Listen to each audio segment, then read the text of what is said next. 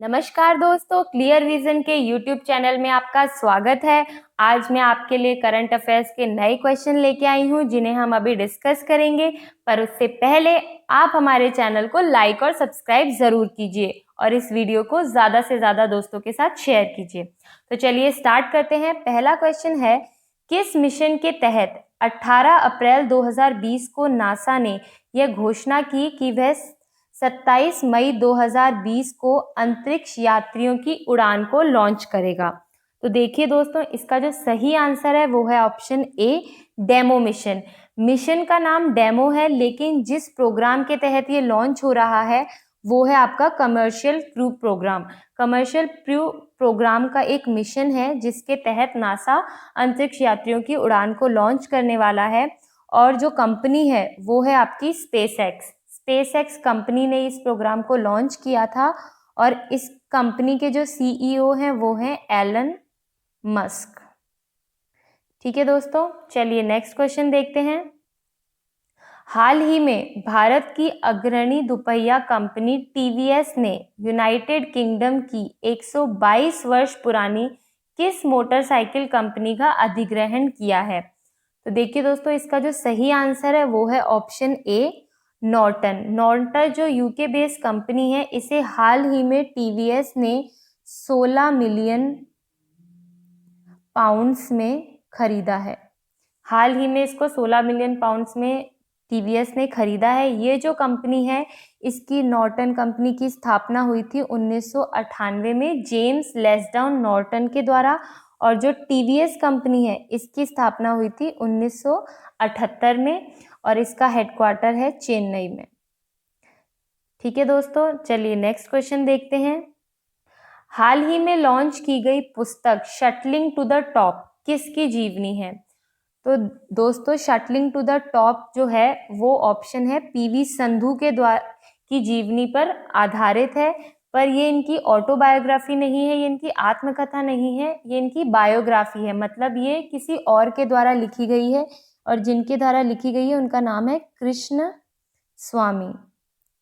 ये बहुत ही विख्यात जर्नलिस्ट हैं जिन्होंने ये बुक लिखी है जो पूरी तरह से पीवी संधू के जीवन पे आधारित है। चलिए नेक्स्ट क्वेश्चन देखते हैं दोस्तों।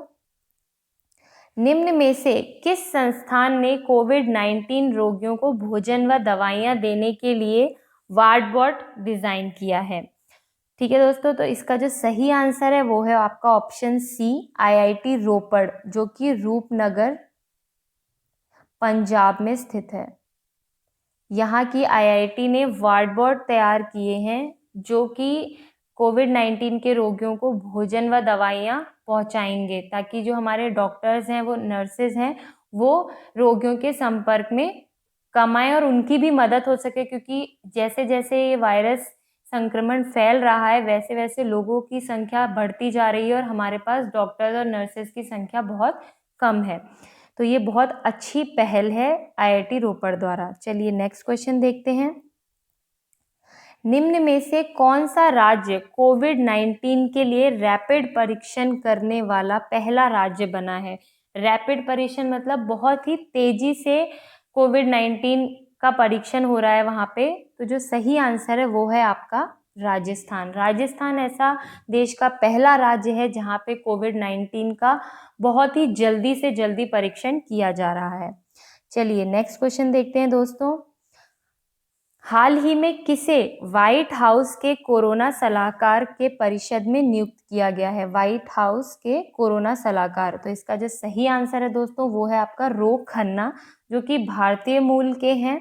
ठीक है, ये अमेरिका में लॉयर और पॉलिटिशियन हैं, पर व्हाइट हाउस में ये भारतीय अमेरिकी सांसद हैं जिन्हें अभी हाल ही में कोरोना सलाहकार परिषद में नियुक्त किया गया है। नेक्स्ट क्वेश्चन देखते हैं दोस्तों। डैश में लगभग 43 लाख क्विंटल खाद्यान्न गरीबों को वितरित किया गया है। इसमें राज्य पूछा जाए कि कौन से राज्य में सबसे ज्यादा खाद्यान्न गरीबों में वितरित किया गया, तो जो सही आंसर है वो है आपका ऑप्शन बी, महाराष्ट्र। महाराष्ट्र ऐसा राज्य है जिसमें सबसे ज्यादा गरीबों को खाद्यान्न बांटा गया है। क्योंकि आप सभी को पता है कि ये बहुत ही संकट की स्थिति है देश में, कोरोना बहुत ज़्यादा फैल रहा है और गरीब, क्योंकि जो रोज कमा के खाने वाले लोग थे उन तक भोजन नहीं पहुंच रहा है, इसलिए सरकार की पहल है कि उन तक खाद्यान्न पहुंचाया जाए, तो इसीलिए ये खाद्यान्न गरीबों में वितरित किया गया है। चलिए नेक्स्ट क्वेश्चन देखते हैं। हाल ही में जारी एक रिपोर्ट के अनुसार डिजिटल कामकाज को लेकर सबसे अनुकूल देश कौन सा है? तो इसका जो सही आंसर है वो है आपका भारत। अभी रिसेंटली कार्टनर 2019 डिजिटल वर्कप्लेस की एक रिपोर्ट के अनुसार भारत ऐसा देश है जो डिजिटल के क्षेत्र में सबसे ज़्यादा अनुकूल और कुशल माना जा रहा है।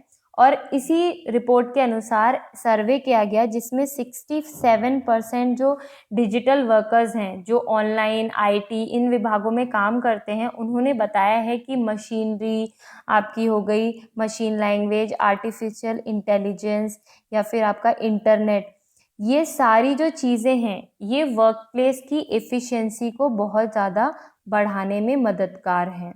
इसीलिए भारत जो है हाल ही की रिपोर्ट में सबसे अनुकूल देश, मतलब इसकी जो रैंक है वो नंबर 1 हो चुकी है। भारत सबसे ज़्यादा अनुकूल देश माना गया है, जिसमें दूसरे नंबर पे आपका आता है इंग्लैंड और तीसरे नंबर पे आता है अमेरिका। भारत है 1 नंबर पे, अमेरिका तीसरे पे, इंग्लैंड दूसरे पे। चलिए नेक्स्ट क्वेश्चन देखते हैं। जो बिस्कुट कोविड-19 रोगियों को दिए जाते हैं उनमें डैश प्रोटीन होता है, जबकि सामान्य बिस्कुट में लगभग 8 से 9% प्रोटीन होता है। तो इसका जो सही आंसर है दोस्तों वो है आपका ऑप्शन बी 14%। जो बिस्किट कोविड-19 के रोगियों को दिए जाते हैं उनमें 14% प्रोटीन होता है, ताकि उनकी बॉडी में प्रोटीन की मात्रा अधिक से अधिक रहे। चलिए नेक्स्ट क्वेश्चन देखते हैं। भारतीय खाद्य निगम की स्थापना कब हुई थी? तो इसका जो सही आंसर है दोस्तों वो है आपका ऑप्शन ए 14 जनवरी 1965 में भारतीय खाद्य निगम की स्थापना हुई थी, जिसमें जो इसका पहले जो हेडक्वार्टर था वो था चेन्नई, पर अभी जो करंट में जो इसका हेडक्वार्टर है वो है इसका न्यू दिल्ली में, इसका मुख्यालय या हेडक्वार्टर आप कह सकते हैं। और इसके जो एमडी हैं वो हैं आपके सैयदीन अब्बासी। तो ये 3-4 क्वेश्चन इससे रिलेटेड हैं जो आपको ध्यान में रखने हैं कि इसका करंट में हेडक्वार्टर न्यू दिल्ली में है और इसके जो एमडी हैं वो हैं सैयदीन अब्बासी। चलिए नेक्स्ट क्वेश्चन देखते हैं। हाल ही में बीएसएनएल ने किस बैंक के साथ मिलकर पेमेंट प्लेटफॉर्म लॉन्च किया है?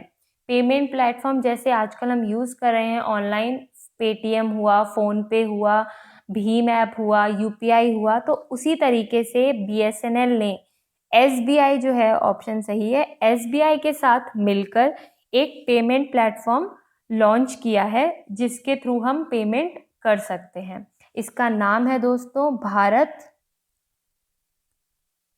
इंस्टापे। ये इसका नाम है जो कि बीएसएनएल और एसबीआई ने मिलके लॉन्च किया है। चलिए नेक्स्ट क्वेश्चन देखते हैं। हाल ही में कोविड-19 से अब्बा क्यारी की मौत हुई है, वह किस देश के राष्ट्रपति के चीफ ऑफ स्टाफ थे? तो देखिए दोस्तों, इसका जो सही आंसर है वो है नाइजीरिया। जो अब्बा क्यारी थे वो नाइजीरिया के राष्ट्रपति के चीफ ऑफ स्टाफ थे, जिनकी कोरोना के संक्रमण के द्वारा मौत हो गई है। चलिए नेक्स्ट क्वेश्चन देखते हैं। कब प्रधानमंत्री गरीब कल्याण योजना शुरू की गई थी? तो जो इसका सही आंसर है वो है आपका ऑप्शन बी दिसंबर 2016 में नरेंद्र मोदी जो हमारे देश के पीएम हैं उनके द्वारा इस योजना की शुरुआत की गई थी। अभी ये योजना इसलिए सुर्खियों में है क्योंकि यूपी जो है, उत्तर प्रदेश, उसने इस योजना के तहत सर्वाधिक गरीबों को अन्न बांटा है। यूपी ने सबसे ज़्यादा गरीबों को इस योजना के तहत अन्न बांटा है ताकि गरीबों तक भोजन आसानी से पहुंच सके। चलिए नेक्स्ट क्वेश्चन देखते हैं दोस्तों।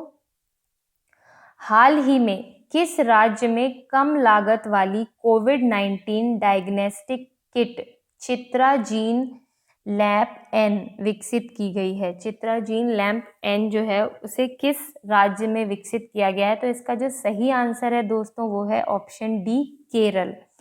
केरल में श्री चित्रा तिरुनाल आयुर्विज्ञान और प्रौद्योगिकी संस्थान द्वारा ये जो किट है ये लॉन्च की गई है 17 अप्रैल 2020 को लॉन्च की गई है।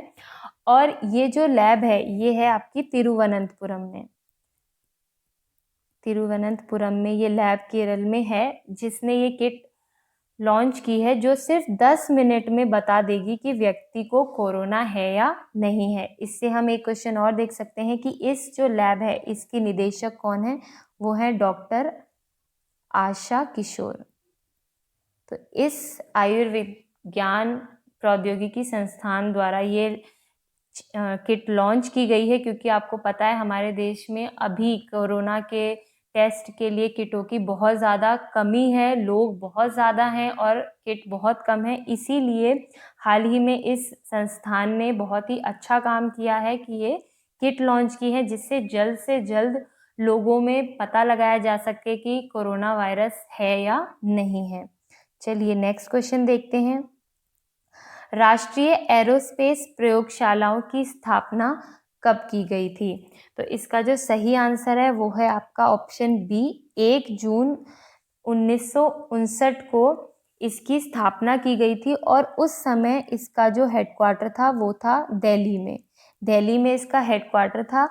पर 1 मार्च 1960 में इसका हेडक्वार्टर दिल्ली से बेंगलोर में शिफ्ट कर दिया गया।